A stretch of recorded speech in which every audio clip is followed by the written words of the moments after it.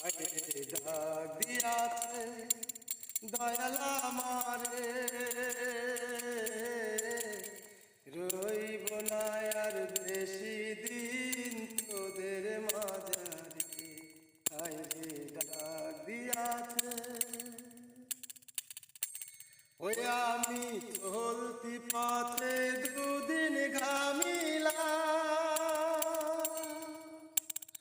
যাইবার কালে একজনারে দেখা না পাইলাম, হায় দেখা না পাইলাম।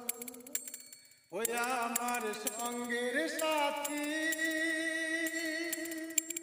ওই আমার